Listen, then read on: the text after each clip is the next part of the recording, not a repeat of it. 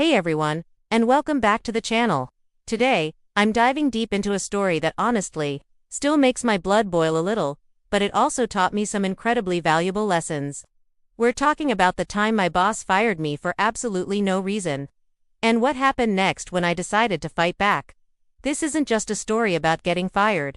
It's about standing up for yourself, understanding your rights, and finding your voice when you feel completely powerless.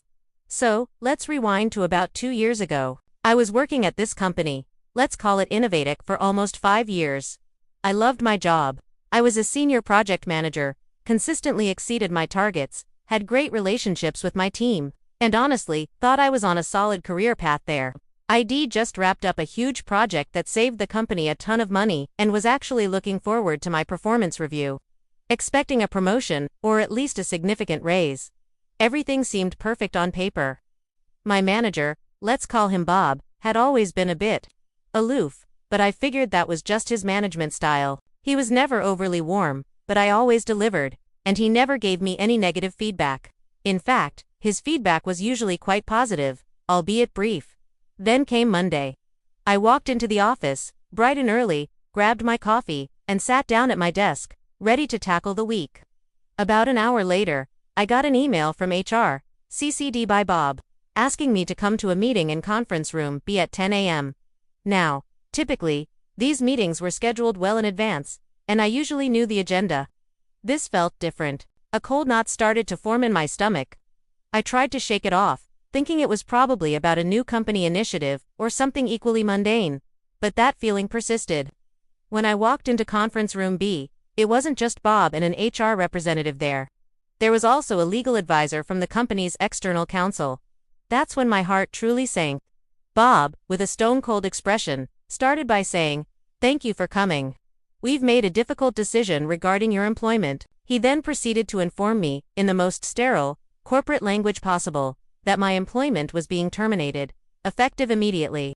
And get this, when I asked why, his exact words were, "We VE decided to move in a different direction that no longer aligns with your role." No specifics. No performance issues cited. No prior warnings. Nothing. Just those vague, infuriating words. I was stunned. Absolutely floored. My mind was racing. What different direction? What about all my successful projects? What about the fact that I just got a glowing review on that last big project? I tried to ask follow-up questions, but they just kept repeating the same boilerplate language. They presented me with a severance package, which was honestly quite small, and pushed me to sign a document agreeing not to pursue any legal action. I was in shock, feeling betrayed, confused, and honestly, a little bit angry. I didn't sign anything on the spot. I told them I needed time to review it. They insisted it was a take it or leave it offer, implying that if I didn't sign, I'd get nothing. But something deep inside me, that little voice, told me not to rush. Walking out of that meeting, I felt like my world had just imploded. 5 years of hard work, dedication, and loyalty, just gone. It was humiliating, confusing, and incredibly unfair. I packed up my personal belongings in silence, trying to hold back tears as colleagues offered sympathetic glances. The HR rep even escorted me out of the building.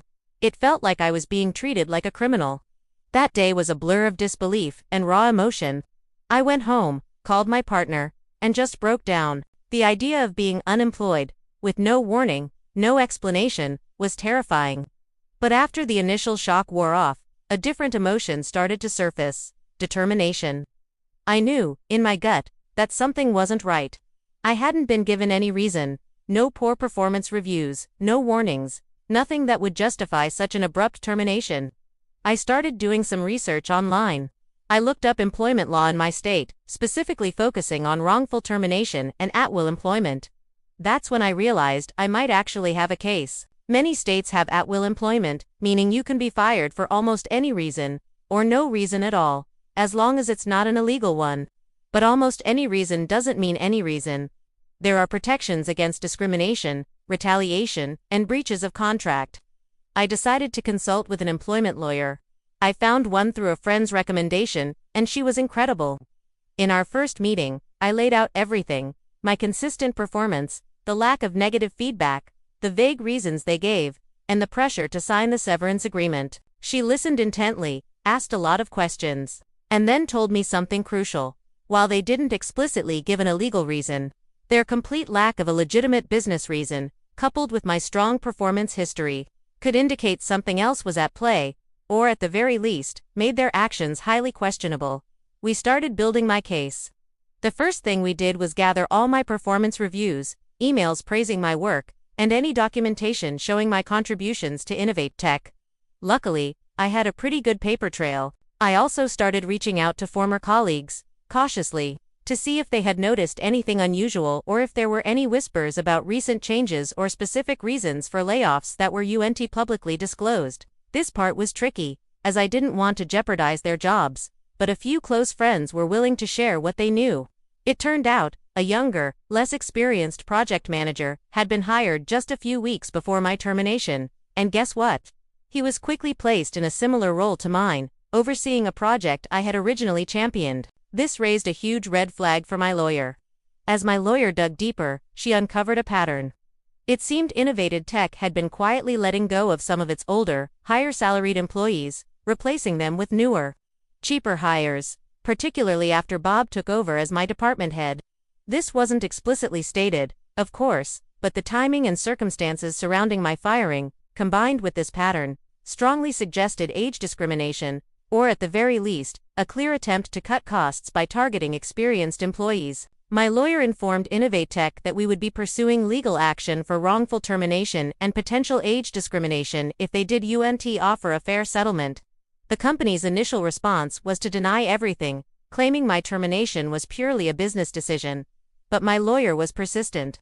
She presented them with all the evidence we had gathered: my immaculate performance record, the sudden termination without cause, the immediate replacement with a younger, lower-paid individual, and the pattern she'd observed with other employees. It put a lot of pressure on them.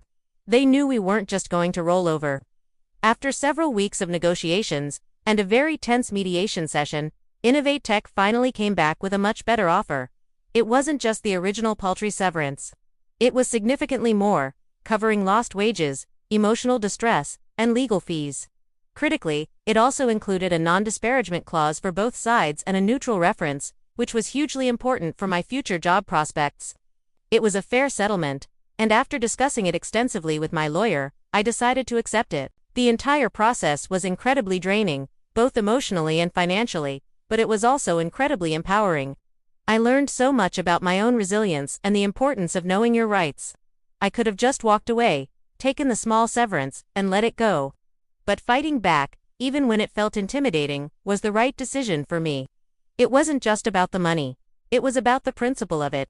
It was about proving to myself that I wouldn't be treated unfairly and that my years of hard work meant something. And the best part, while all of this was unfolding, I actually used the time to reflect on what I really wanted to do next. I dusted off some old ideas for a small business I'd always dreamed of starting. That unfair dismissal became the catalyst for a whole new chapter in my life. It forced me out of my comfort zone and pushed me to pursue something I was truly passionate about. It's funny how sometimes the worst experiences can lead to the best opportunities. So, if you're ever in a similar situation, remember these things. First, don't sign anything immediately. Get legal advice. Second, document everything.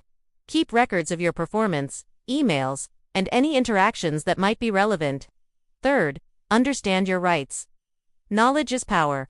And finally, don't be afraid to stand up for yourself. It might be challenging, but your peace of mind and sense of justice are worth fighting for.